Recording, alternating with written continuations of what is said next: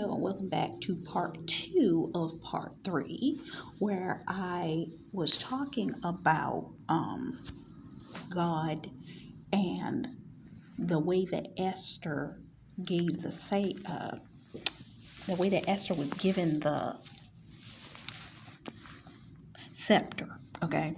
And I was talking about the fact that she was given up to a third of the kingdom.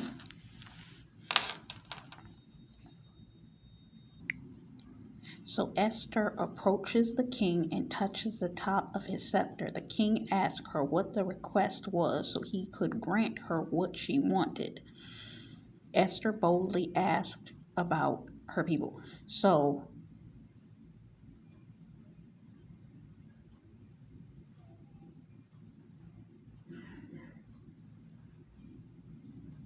I was looking for the scripture just before that, and it talked about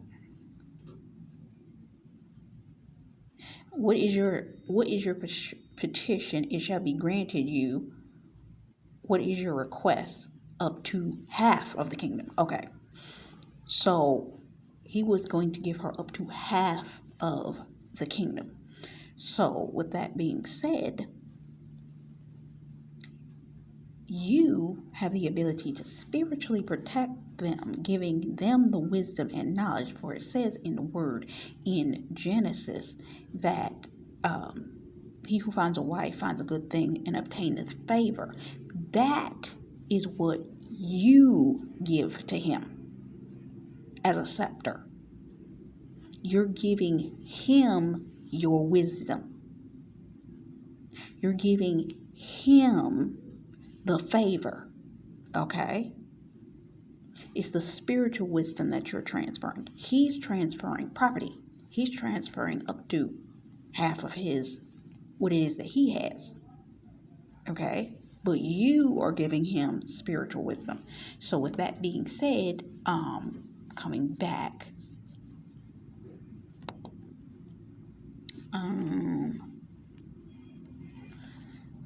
he was telling her, be careful with the sword. And she was like, what? Because she had taken the sword and was messing with the buttons on his shirt. And everybody knows that was a power move. And this is that kind of stuff. And let's take a moment to pause. This is the type of stuff that them counterfeits be doing. They would try to exacerbate their power in having control over these men, and some of them liked it that way, okay? Having control in the bedroom, all of that kind of stuff. Now, it was not an equal amount of control, because the woman wanted control over them, and then they got to relax and get whatever was done to them, and you know. But they exerted their power. Remember the word I said. Their persuasion is their power. Their bodies was what the counterfeit used. But you coming in, you are giving your wisdom. You are giving your favor, the spiritual wisdom and the spiritual favor. Go back and look at the upgrade you word I did. Because we upgrade them favor. We upgrade them wisdom. We upgrade them in the way that we spiritually cover them. Okay? But he took the scarf. He said, let me show you something. He took the scarf and he threw it up in the air, and it spread out, and it fell, completely cutting in two. To me, that represented iron sharpening iron. You have a spiritual sharpness. He has a different kinds of sharpness. He has a sharpness in the career field you're going into. He has a sharpness in specific areas. There's a level of sharpness there, okay? And iron sharpens iron, okay? So they end up sleeping together. You are not to consummate your marriage until you marry this person. I already gave the warning in the previous word. 2 words back, maybe. Don't play around with that, okay? Give to Caesar what belongs to Caesar. Give to God what belongs to God. God is setting this up a specific way. And if you circumvent thinking you listen to this person and that person, if you miss your blessing because you legally gave up rights, know your position, know what you're supposed to do. Wait. It's going to be worth the wait. Okay? So, with that being said, the next morning, he feels a kind of way. So he gets up, and she was being all playful with him after they done slept together. He said, I can't do this because I can't focus on what I'm supposed to do the way I'm supposed to do it with you if I'm involved with you in this way. So what it is some of your God ordained spouses, they have actually been in resistance towards stepping forward to you because they think that it's going to mess up their clarity of mind. But their mind is already messed up because they can't stop thinking about you, which is it's the irony of the entire situation. So, you really just got to pray and cover them in relation to that. Because for some of them, they have been afraid to step forward because of how fast they're going to know that they're going to need to be intimate with you. And they've been that way with other people, but they are, and so are you, afraid of being intimate with somebody that you just met, even if God is saying, you will marry that person, but you kind of like, and there's this other thing that people are talking about, and it's true. When you've been in a relationship before, if you started off sexually, there's a higher chance that you won't respect the person as much as if you took the time to get to know them as an individual. But what the Lord has been doing with you and your spouse is letting you know and letting them know who you are before you even meet. So for some of you, they already know because they've already been observing you. They've already been watching you. They've already fell in love with you. They already understand you, vice versa. So when it comes to this intimate moment, they don't need to run, but it still may be scary to them because they want to respect you and cover you correctly and not allow their mind to slip up in the wrong direction. Okay? Some of y'all may have been noticing that you've been getting, the best way I can say is sensations, because they are. And you have to know the boundary. You ain't married to this person yet, so but know that they are they ready for you. When they come on, they gonna be ready for you. And for them to be rejected sexually is a form of rejection.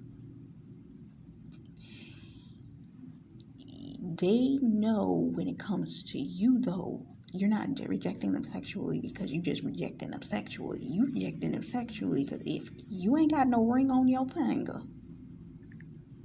and I'm talking about both of them, and let me put it this way, if you don't have a ring on your finger and you went to have things taken care of, meaning Vegas, courthouse, whatever, elopement, whatever it is, if you don't got that ring on your finger, they ain't getting in the pants. That's not happening. They know that with you. So if they want you, they gonna have to either court you and marry you, or they're gonna have to marry you and court you. But they can't just marry you if they're marrying you for the sexual desire and not because God said so. God will stop that. He'll make them court you for 3 months. They'll say, you still haven't gotten that lust thing under control, so I'm going to need you to not have sex with this person.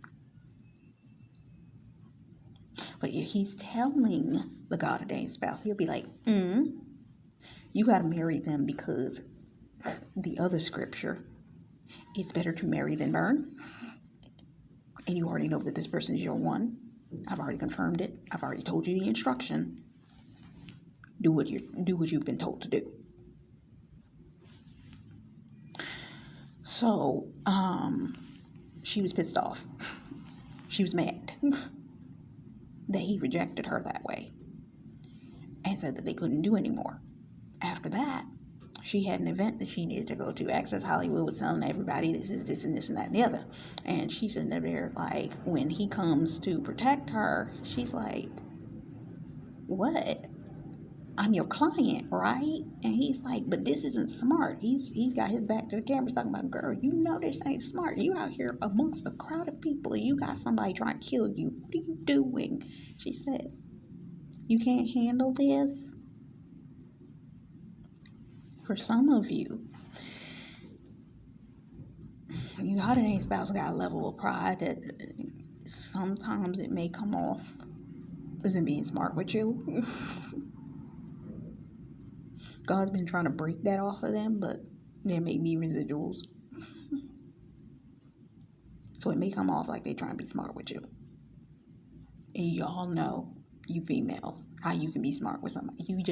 It's not because you're trying to be mad and angry and just pissed off at people. It's because you literally are in a phase of, look, I'm a little bit stressed. And it happens. That's why they say don't have conversations with nobody when you angry, when you hungry, and when you uncomfortable or hot or something like that. I forgot what the third one was. No. So she went to the award show. She had to do a charity performance, and then later that afternoon, he's at they're at her condo doing a charity event, and he sees his old buddy. Look, there are people, you got old friends, he got old friends, okay? To them, they a old friend, but they would take the first opportunity they had to slip into your pants if they could.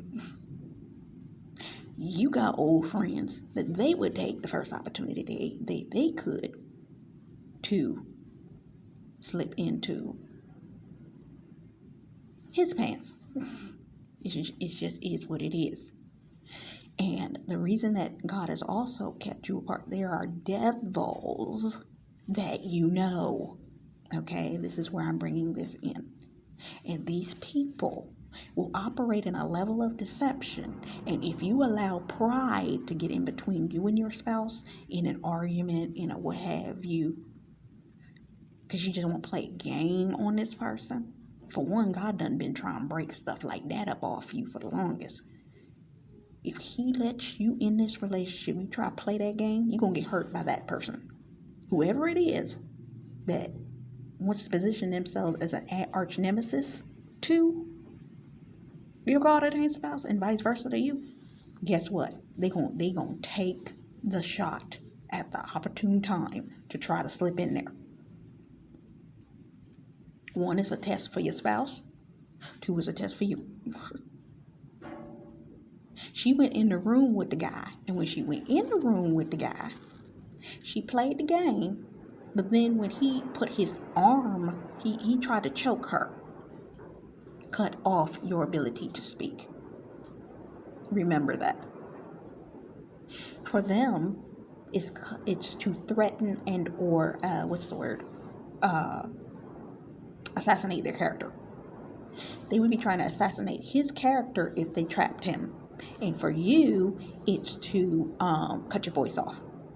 Because if there's any element of iniquity? I think it's iniquity, because iniquity is sin that you like.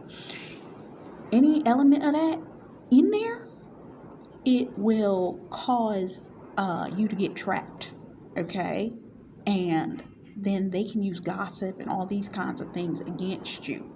That's why you got to keep your heart, your mouth, your mind pure. Purity is key in this. That's why you got to double check, triple check, check. circumcise your heart as many times as necessary, because people are going to try you. People are going to try you. This is a walk that you have to constantly keep renewing and refreshing and making sure your heart is in the right heart posture and repenting and keeping in alignment. Because you know when you sliding to the left, you know. And if you are and you ain't paying attention, guess what? God gonna bring a prophetic witness to say, hey, you slipping left. Because the enemy wants to catch you up in 3 things: a lie, disobedience, and sin. Thank you, Jolene Whitaker, for that. So be alert and be watchful. And it was funny because a woman came up to him right after she walked in the room. This is how Satan do you. Because the woman came up to him after she went in the room with the other guy and said to her, or said to him, I was looking at you at the bar over there. And he said, I want you to turn around and go back to where you were and keep looking. That's the way you're going to have to turn down people. I'm going to tell you something that happened to Tamara Mowry. She said that she had just recently gotten married to her husband, and she went to the club with her friends. They were having a girls' night. Somebody was at the bar, and they were waving and smiling at her, waved a drink at her. She was sitting up there. She literally put her hand up with the ring on it and said, I'm married now, She said, you know that guy still sent me a drink. She was like, it seems like they come at you harder. Yes, they're going to come at you harder when you got the ring on. You got to be able to say, what did I just say?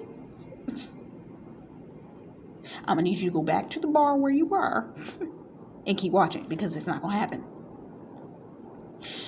Both Cars recently did a video where she was talking about that proposal is out of order, where the woman... If you're noticing, there's a theme here of things being out of order, okay? The woman was given an opportunity in her dream, and she was like, I don't want to tell him, you tell him. You aren't going to be able to, in certain scenarios, to avoid telling these people straightly, because what it is 1, they're testing you, and 2, you need to be able to shut them down. When you shut the devil down, he can flee from you. Go back to my word about temptation. I did the entire review of all of the Temptation movie. It's the one with the red apple. Go look at all parts. Part 6 isn't with the rest of them, I don't think.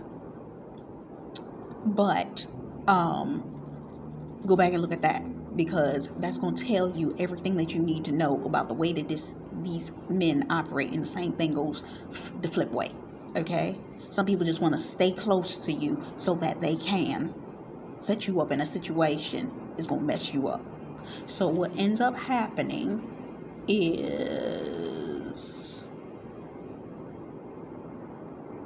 he ends up having to make a call to process the evidence from something that had happened previously. When he gets back off the phone, from the night before, she had a hangover because she got drunk instead of sleeping with that guy. Some of you God-ordained spouses have had proclivities that when they can't get what they want, they slip into whatever it is that is their sinful act. Drinking, smoking, name the list of whatever it is. God has to break them. Before they were able to get to you, he had to break them of the root, which has nothing to do with alcohol, nothing to do with drugs, nothing to do with any of whatever their proclivity is. It has to do with the root. Maybe their root is anxiety. Maybe their root is what happened. And he got to break that in order to separate them from the other thing. Okay? Just wanted to throw that in there. So, he comes back. She done left out without him. And he's like, where'd she go? And Si's sitting up there like, I don't know. She left. I don't know. It's like, she got a stalker and you just wandering in the street somewhere. He goes to run out the door, and here she come with bags because she went shopping. And he said, you should supposed to tell me where you went. And she was like, I'm your client. Remember, she keeps throwing that stuff. That, pause. That is the kind of stuff these counterfeits were doing to your God-ordained spouse. They were throwing stuff in their faces when they were trying to just help them. Okay? You, on the other hand, you as a spiritual guide, what you tell them is a form of protection. You may tell them, I don't need you to go there. It may not be a good idea for you to do that. You may tell them that might not be smart for you. If you know X, Y, Z, it might not be wise for you to do that. Because you got the spiritual wisdom that you can see ahead of what they're going to step into. And they might be like, well, I'm going to go and do the... And you're like, you can't be doing that. Because you do that, you're opening a door spiritually. You understand? But physically, for instance, you may be in a season where the Lord has you under their protection where you can't go anywhere externally because you're used to being able to maneuver a certain way in your life. And God's shown you, no. When you with this person, you're not going to be able to move around like that. And you'll be like, I just wanted to go out and do this. And God was like, He's telling you, no, I needed to make sure that you had a security guard on you at all times. This I know. I was in a season previously where I was surrounded by security. Okay? And no, it wasn't at that capacity. The building I lived in had a lot of security, and I had to be in here at this particular time, there at a specific time. So the Lord already done set you up for that exalted life when you're going to have bodyguards and you're going to have security and you're not going to be able to move around like that. So when they're telling you, I don't need you out in the street like that, they're saying that because they don't need you out in the street like that. There are actual people that are after you. There are actual people that are associated with them. That if you are not where God wants you, you're out from under their covering, and there are people that don't like them, or even just associated with them that have a hole in their spirit that the enemy can use them to try to attack you. And if you're in the wrong place at the wrong time, guess what? Go back and look the word that I did on Elijah and Obadiah, I think it was. It was your God-ordained husband has connections or something like that. And in that, I talk about an experience that I had where somebody tracked me back to where I was living at. But thankfully, there was security where I was at the time. So they yoked the dude up before he could do anything to me, okay? If your husband says, don't go nowhere, stay right here, and if you do go somewhere, please take X, Y, and Z with you, you better take X, Y, and Z with you. Getting back to the film.